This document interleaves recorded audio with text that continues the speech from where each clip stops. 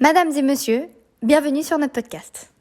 Aujourd'hui, en compagnie de mes collègues, nous allons vous parler de l'évolution des idées et des progrès scientifiques au XIXe siècle en Europe. Premièrement, nous allons vous introduire la thématique et le contexte historique de cette période. Suite à ça, nous vous formulerons notre problématique et nous y répondrons par les différentes sources que nous avons pu trouver et nous la justifierons à travers une réponse courte. Et pour finir, nous vous conclurons notre sujet et vous donnerons notre avis. Le siècle est caractérisé par un renouvellement foisonnant des idées basées sur une foi sans réserve dans l'individu, considéré comme facteur essentiel et unique du progrès. En somme, nous les êtres humains, on a su se montrer ultra intelligents. Les avancées scientifiques accomplies dès la première moitié du siècle illustrent les immenses capacités du génie humain. La science tire ses certitudes d'un héritage intellectuel qui repose sur les acquisitions des siècles précédents. Le mouvement des idées scientifiques accompagne et soutient l'idéologie des progrès qui imprègne la modernisation de l'Europe. Parce qu'avant, vous pensiez qu'on n'avait pas accès à toutes ces technologies. La méthode scientifique tend à réduire la part de l'intuition au profit de l'expérimentation objective. En d'autres termes, plus de lutin enchanteur, plus de sorcellerie, plus de magie féerique farfelue, comme nous pouvions l'avoir au Moyen-Âge. Les grandes écoles, les universités, les musées d'histoire naturelle fournissent aux chercheurs des moyens de travail sans précédent. La recherche scientifique prend une dimension internationale. Le texte décrit le progrès scientifique et intellectuel de l'Europe au XIXe siècle, caractérisé par une croyance fervente en l'individu comme facteur essentiel de progrès. Les avancées scientifiques en mathématiques, physique, chimie, sciences naturelles et biologie sont détaillées, ainsi que l'internationalisation de la recherche scientifique. Le texte explore également le libéralisme, son respect des libertés individuelles et des droits de propriété, et sa promotion des garanties politiques et des assemblées représentatives. La montée des entreprises bourgeoises en tant que principal promoteur du libéralisme est discutée, ainsi que son interprétation restrictive de la doctrine en faveur de leur intérêt, conduisant à une contestation démocratique. Enfin, le texte se penche sur la théorie du libéralisme économique classique et ses principaux penseurs, promouvant le libre-échange et la poursuite de l'intérêt individuel comme moteur de l'économie, avec une intervention limitée de l'État. La problématique que nous avons soulevée est comment le développement industriel bouleverse-t-il l'économie et la société du XIXe siècle. Cette carte illustre l'Europe et son expansion au XIXe siècle. Elle représente des informations sur l'industrialisation des différents pays au milieu et à la fin du XIXe siècle. La carte nous montre également les étapes de l'industrialisation et les centres et secteurs industriels de l'époque. Elle a été publiée le 4 juillet 2017 et c'est une source secondaire. Les pays sont classés en fonction de leur niveau d'industrialisation et les principaux bassins houillers et villes industrielles sont aussi indiqués. Les secteurs industriels tels que l'industrie textile, la métallurgie et l'industrie chimique sont également mentionnés sur la carte.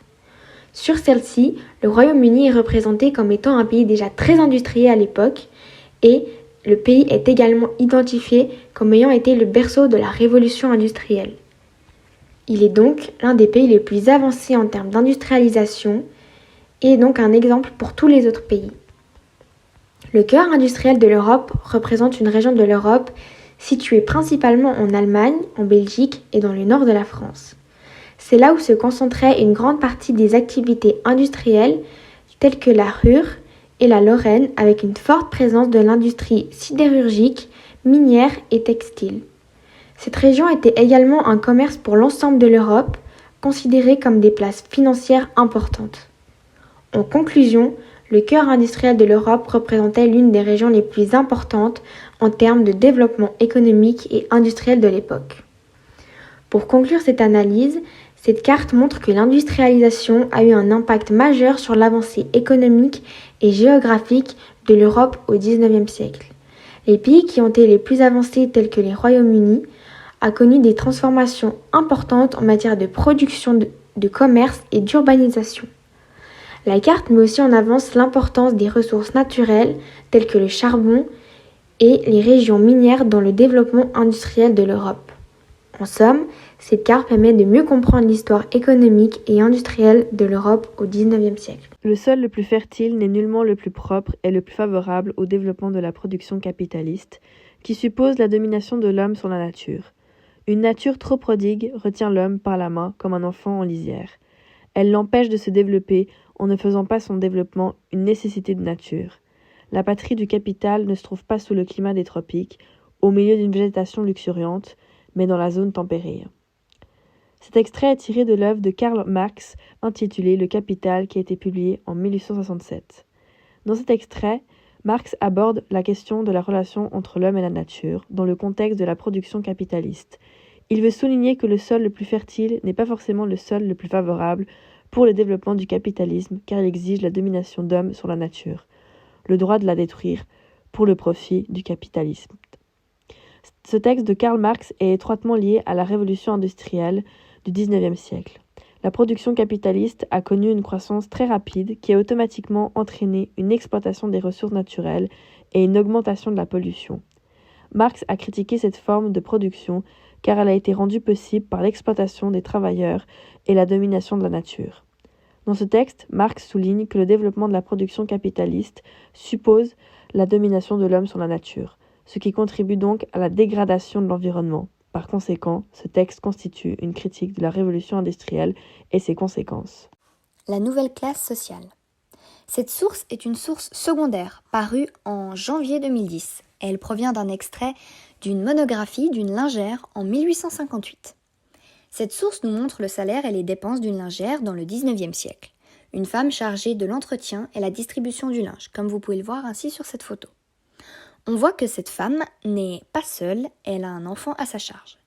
À gauche, on voit le total de ses dépenses qui s'élève à 540 francs et 45 centimes, qui comprend la nourriture, les vêtements, le logement, l'éducation de son fils et ses dettes. Elle ne dépense aucun argent dans un loisir ou dans des petits plaisirs. Lorsqu'on regarde ensuite ses recettes, donc l'argent qu'elle a à disposition, on remarque qu'elle reçoit un salaire de lingère qui s'élève à 388 francs et 45 centimes. Elle reçoit en tout des dons qui s'élèvent à 152 francs. On peut donc vite comprendre que cette femme et son enfant ne pourraient pas survivre s'ils ne recevaient pas de dons. Grâce à ceci, ils arrivent exactement à la même somme que leurs dépenses. En conclusion, si à cette époque-là nous ne faisions pas partie de la bourgeoisie, les pauvres ne faisaient que de s'appauvrir, ne pouvant pratiquement jamais prendre un peu de repos et ayant des dettes toute leur vie. Cette révolution industrielle et ce nouveau mouvement capitaliste favorisent les personnes aisées de l'époque et laissent les pauvres se débrouiller seuls.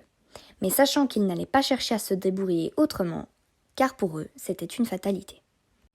Et pour conclure, le libéralisme inégalitaire est une critique qui souligne les limites du modèle économique libéral, qui peut souvent entraîner des inégalités économiques importantes.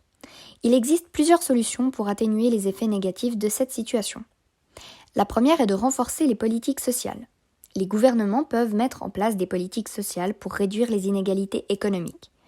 Par exemple, des programmes de sécurité sociale, de soins, de santé gratuits ou à faible coût, des politiques de logement abordables et des programmes d'éducation peuvent aider les personnes qui ont des difficultés financières.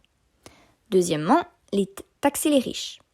Une taxation progressive peut être mise en place pour réduire les écarts de richesse entre les personnes.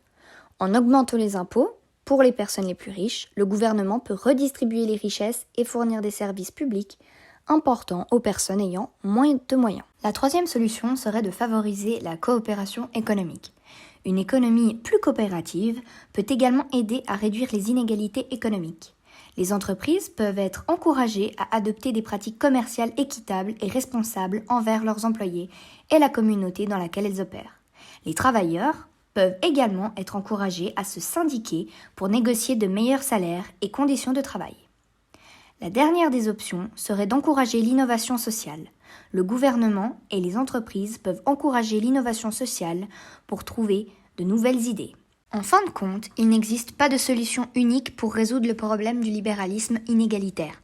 Cependant, en combinant plusieurs de ces approches, il est possible de créer une économie plus juste et équitable pour tous. Et pour finir, nous vous remercions de votre écoute et de votre attention en espérant que vous auriez apprécié ce podcast sur l'évolution industrielle et que vous aurez pu en apprendre quelques nouveautés.